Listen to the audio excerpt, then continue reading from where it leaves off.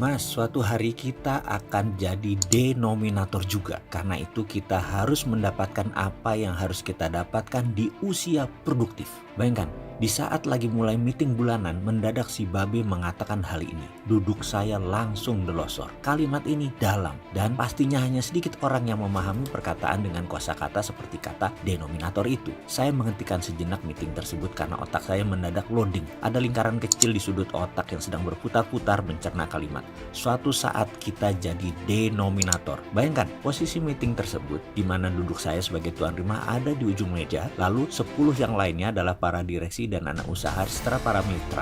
Meeting serius memastikan mau apa di tahun 2020 dan di tahun 2021. Di acara tersebut saya meminta semua strateginya setidaknya 15-20 menit berbicara apa yang mereka mau. Mengingat saya memprediksi ekonomi akan kontraksi melemah 2 tahun ke depan. Sejak awal 2019 kita sudah ancang-ancang. Begitu juga strategi 2 tahun ke depan. Meeting sudah separuh jalan. Sudah 6 orang bicara. Kebanyakan mengatakan dan telah melakukan yaitu hibernate. Hanya satu yang gaspol. Yang ketujuh akan bicara, tahu-tahu saya stop. Istirahat sebentar. Meeting di Raffles Town Club ini tambah celetukan pembuka seperti itu. Saya naikkan tangan saya. Bentar Babe, sebentar. Kita skor sebentar meetingnya. Kita ubah sedikit menjadi diskusi dulu. Demikian saya mengusulkan ke forum yang disambut dengan anggukan. Celetukan kocak garger mulai keluar dari masing-masing. Meeting itu formal, namun seperti kebiasaan kami, busana, suasana, ambian selalu tidak formal. Itu ciri kami yang tidak pernah